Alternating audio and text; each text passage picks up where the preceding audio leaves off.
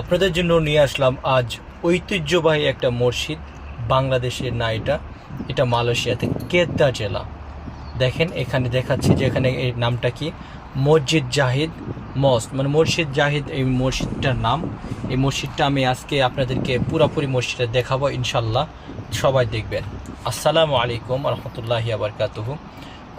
আপনারা ভিডিওটা পুরোপুরি দেখবেন, তাহলে দেখতে পারবেন কত সুন্দর মসজিদটা। দেখেন মিনারগুলো, এগুলা কিন্তু মসজিদের আশেপাশে।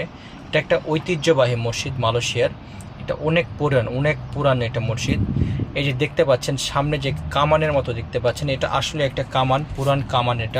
এটা পুরাটা লোহার, এই পুরাটা লোহা দিয়ে এটা মানে তৈরি। এটা অনেক আগের, এটা এখানে রাখে দিত, ঐতিহ্যবাহী। এটা পুরাপুরি লোহা, এটা লোহা এটা।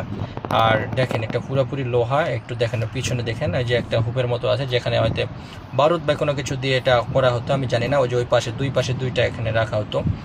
এখানে এই মসজিদটাতে প্রতি বছরই আমরা ঈদের নামাজ পড়ি। আমরা দু তিন দিন পর ঈদ হবে ইনশাল্লাহ। সেই ঈদের সময় এখানে আমরা নামাজ পড়তে আসব।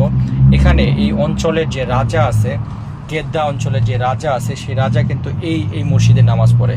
ওই যে দূরে যে টাওয়ারটা দেখতে পাচ্ছেন, এটা হলো মালয়েশিয়ার একটা ঐতিহ্যবাহী টাওয়ার। এই টাওয়ারটা হলো এখানকারই, মানে প্রত্যেকটা জেলাতে এটাতে একটা টাওয়ার থাকে এরকম। আলোস্তা, মানে এটা আলোস্তা জেলা, মানে এই কেদ্দা জেলা আলোস্তা। ওটা হলো সম্রাট, এখানকার যে সম্রাট, তার একটা তাজের মতো একটা মুকুট, একটা ফলক একটা তৈরি করে দেওয়া হয়েছে ওখানে।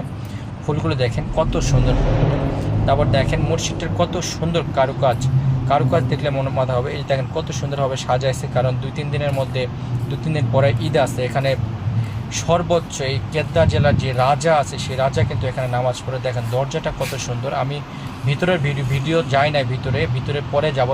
দ্বিতীয় ভিডিও একটা নিয়ে আসবো, সেই সময় আমি আপনাকে পরে ভিতরের ভিডিওগুলো দেখাবো ইনশাল্লাহ। দেখতে পাবেন ভিতরে কত সুন্দর। দেখেন কত সুন্দর পরিপাটি করে সাজানো হয়েছে গাছগুলো এবং সমস্ত কিছু। দেখেন কত সুন্দর কোরিওগ্রাফি, কত সুন্দরভাবে, মানে মনোরমভাবে সুন্দরভাবে আপনাদের কাজগুলো করছে, নিখুঁতভাবে কাজগুলো করা হয়েছে। দেখেন এখানকার কাজগুলো দেখলে মনটা ভরে যায়, কারণ মন ভরে যায় একদম। এখানকার শৈলীর কাজগুলো দেখলে এতটা সুন্দর।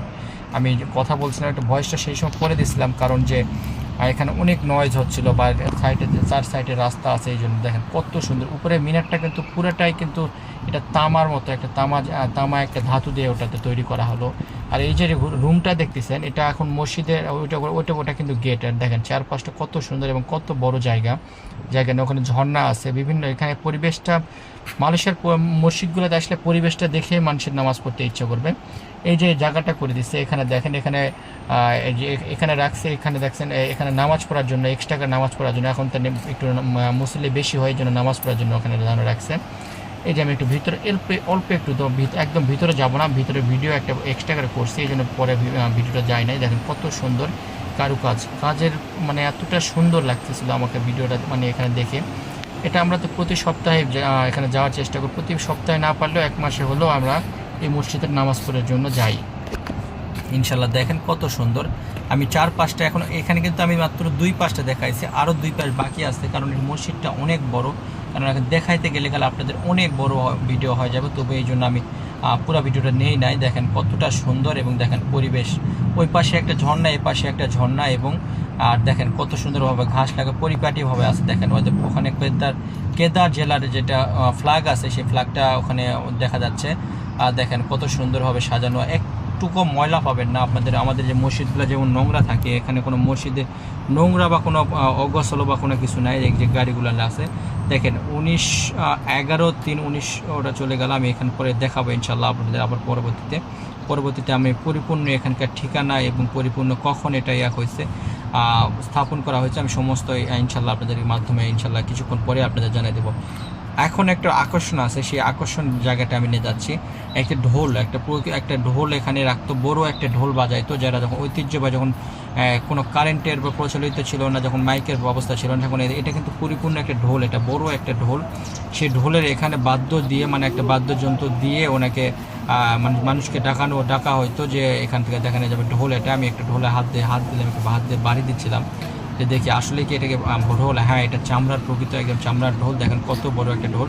এখানে বাড়ি দিত, আমি আগে শুনছি যে এখানে একটা বাড়ি দিয়ে মানুষকে সতর্ক করতে, যে এখন নামাজের সময় হয়ে গেছে, আপনারা চলে আসেন। ফুলগুলো দেখেন কত সুন্দর ফুলগুলো। আমি আজকে দুপুরের সময় এটা ভিডিওটা করছি, এত সুন্দর লাগছে আমাকে, অনেক ভালো লাগছে। দেখেন এই যে মসজিদ জাহিদ আলো সেতার কেদ্দা 11/3/1912 সাল। দেখেন আর কত বছর, প্রায় 114 বছরের মতো হয়ে যাচ্ছে, 114 না 12 বছর যদি সময় মেবি হয়ে যাচ্ছে এই মসজিদটার বয়স। দেখেন কতটা সুন্দর। আপনাদের ইনশাআল্লাহ পরবর্তী ভিডিওতে আমি আপনাদের মসজিদের ভিতরে কত সুন্দর জায়গাটা আমরা দেখার চেষ্টা করব ইনশাআল্লাহ। ভালো থাকবেন। আসসালাম।